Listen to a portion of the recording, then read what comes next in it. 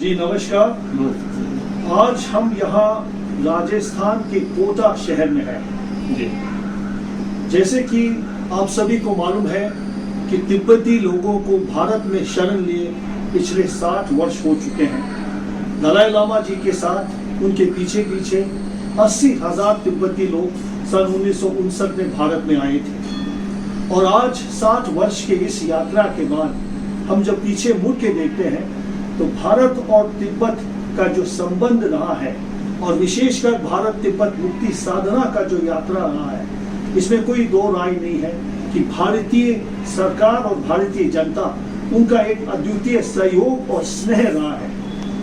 आज हमारे लिए सौभाग्य का विषय है कि आज हम कोटा में उन विभिन्न भारतीय तिब्बत समर्थक संगठनों में से एक जो आज देशव्यापी संगठन के रूप में इसको मानते हैं, भारत तिब्बत मैत्री संघ, समाजवादी गांधीवादी विचारधारा से जो जुड़े हैं, उसमें से एक जो वरिष्ठ 91 वर्ष के हैं पंडित शिव नारायण उपाध्याय जी आज हमारे बीच है।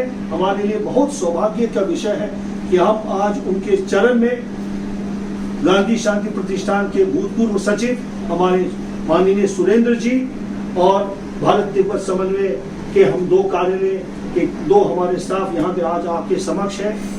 आपके सुविधा को ध्यान में रखते हुए केवल आपसे हम ये जानना चाहेंगे कि आपका जो जीवन और विशेषकर भारत तिब्बत मुक्ति साधना के लिए आपका जो सहयोग रहा, उसके अनुभव से आगे आने वाले दिनों में भारत तिब्बत या तिब्बत मुक्ति साधना की इस यात्रा को ध्यान में रखते हुए आपके दो शब्द आशीर्वाद के तौर पे हमें आप लेने का कष्ट करें।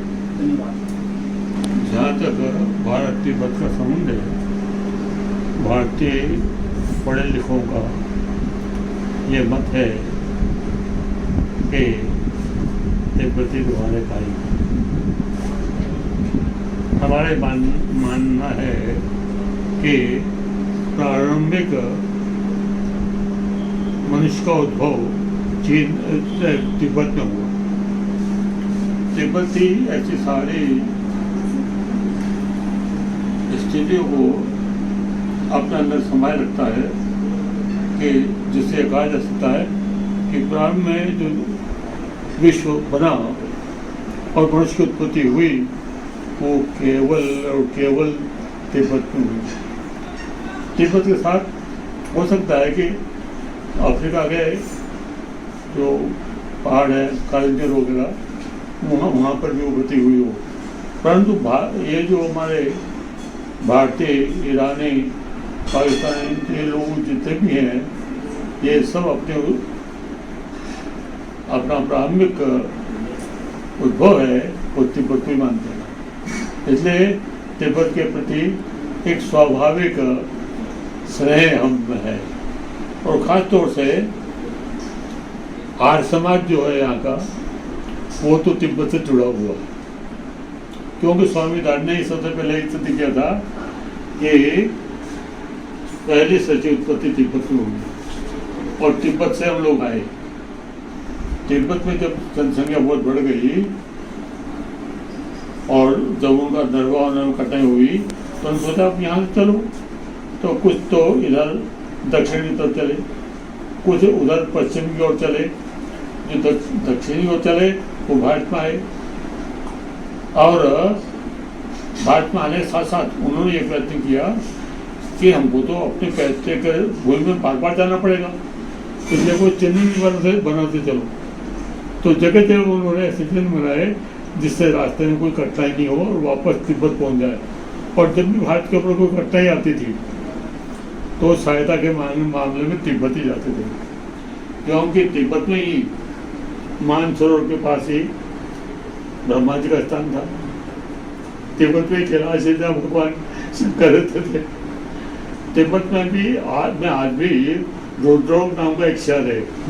रुद्रोग का मतलब रुद्रोग के बारे में लिखा है। तो रुद्रोग भी वहाँ रहते थे, है ना। तो जब भी हमारे ऊपर कठिनाई आती थी तो हम भाग कर तिब्बत जाते थे और वहाँ से हमें उच्च सहायता मिलती थी और वो हमारी जगह कारण होता था। तो एक ग्रुप तो इधर आया, दूसरा ग्रुप हमारा चला वो पश्चिम को चला, जी जी वो ईरान गए, इराक गए और आगे यूरोप तक फैल गए। जी जी वहाँ जो लोग गए उन्होंने, ईरान के लोगों ने पारसी धर्म को जन्म दिया। जी पारसी धर्म जो है वो वेद से संबंधित है, क्योंकि उनका जो रोजाना का एक मंत्र है जिसका वो जाप करते हैं वो है शन्नो देवी रविशया आपको भोज भी थे चाहिए और रवि समझ। और ये मंत्र रोज भारत में जब आदमी संध्या करता है तो 3-4 बार बोलता है। और ये भी लिखा हुआ है वृद्धावस्था में कि वहाँ पर वेदों का प्रचार करने के लिए वेद व्यास जी गए थे और वेद व्यास जी का बड़ा सम्मान हुआ था, कई समय तक हुआ था। इतना ही नहीं, ईरान में आप देखिए कि आज से 60 साल पहले तक उनका जो झंडा था उसके ऊपर जो चिन्ह लगा था वो तो उगते हुए सूरज का था और उसमें लिखा था आर्य मेहर।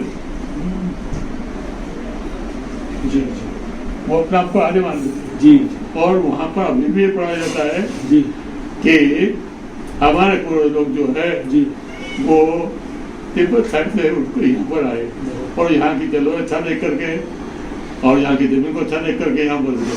जी तो वो लोग भी अपने को तिब्बत का निवासी मानते हैं। जी जी धार्मिक उत्पत्ति तिब्बत से मानते हैं। जी स्वामीनाथन पहले व्यक्ति थे कि जिन्होंने इस बात के ऊपर ज़्यादा जोर दिया जी और जर्मनी के विद्वानों ने उनका समर्थन किया जी कि वास्तव में ये बात ठीक है।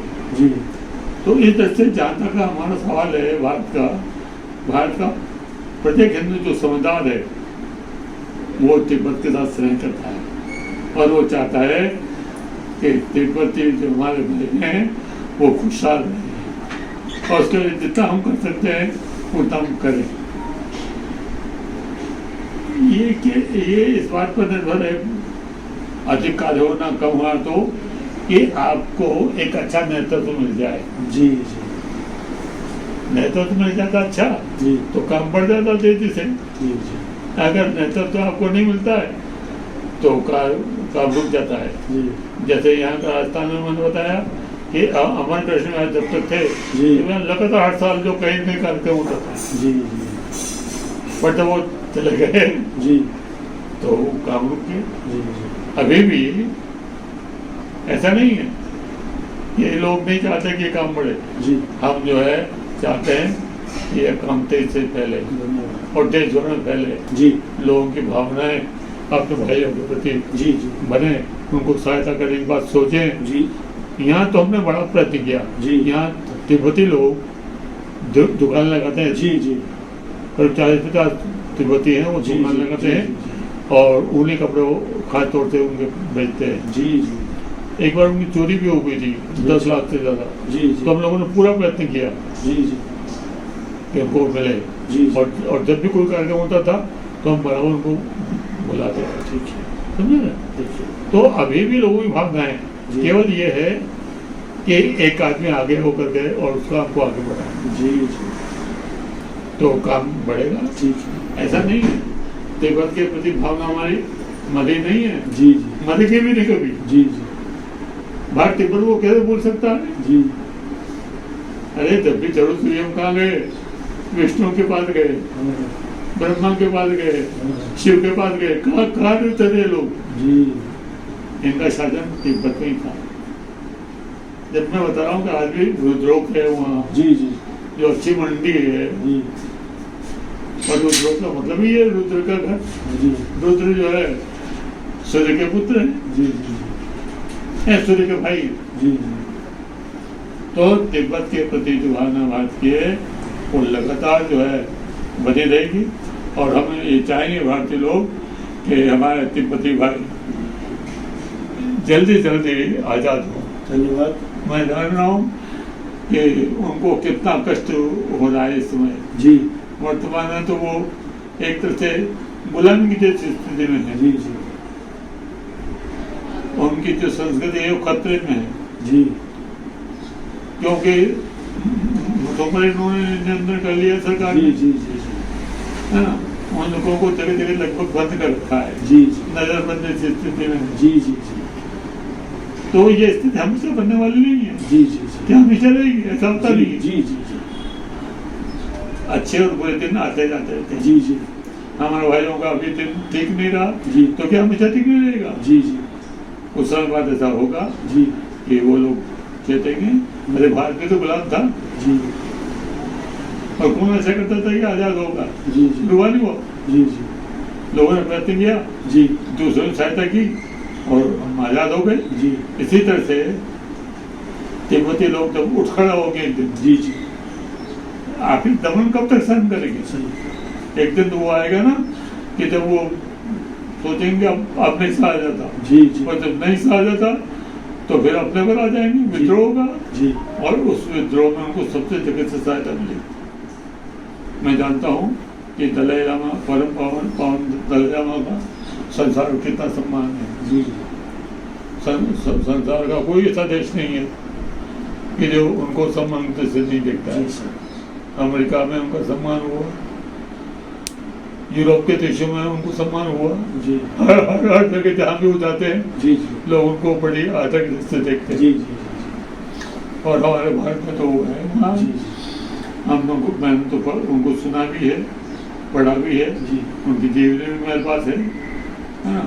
मैंने देखा कि उनका एक आदर्श जीवन है ना, आदर्श जीवन है। उनका खान पान, उनका रहन सहन, उनका थिंकिंग सब ऊंचे दर्जे का है। जी जी वो एक बहुत बड़े दार्शनिक है। जी जी जी और बुद्ध धर्म पर जितना उनका ज्ञान है और जितना अच्छा सरल तरीके से समझाने की शैली उनकी है, मुझे नहीं लगता दूसरे किसी की हो। जी जी मैंने उनके वो पुस्तकें पढ़ी है जी जी जिस पर उन्होंने धार्मिक विषयों पर, दर्शन विषय के ऊपर जी। लिखा है।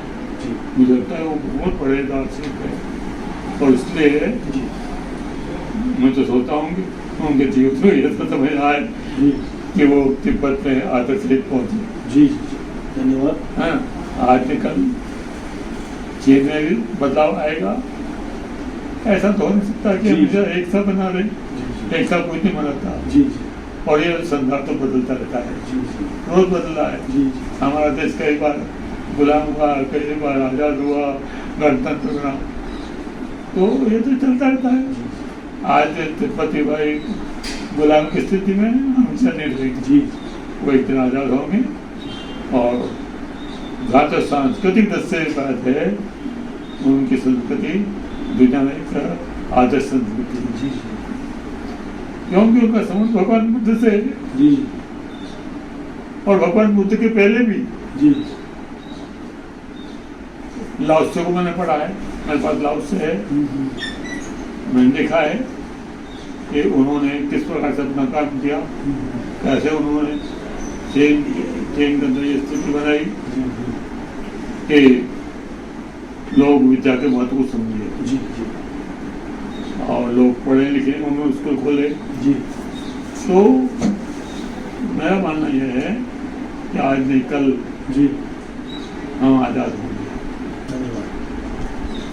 और जब आज़ाद होंगे जी तो निश्चित रूप से दुनिया में हमारा सम्मान भी होगा, जी हम बढ़ेंगे भी, क्योंकि दार्शनिक दृष्टि से आज भी हम कम नहीं किसी जी जी तिब्बती किसी कम नहीं है, जी क्योंकि उसके साथ में वैदिक संस्कृति जुड़ी हुई है, जी बुद्ध की संस्कृति जुड़ी हुई है। जी और आप देखें ना, उनके यहाँ पर कई अच्छे अच्छे विद्वान हुए। जी जिस समय भगवान बुद्ध यहाँ भारत में हुए जी। तब लाओत्से वहाँ थे। जी और कन्फ्यूशस भी सर आदमी हुए, राइट।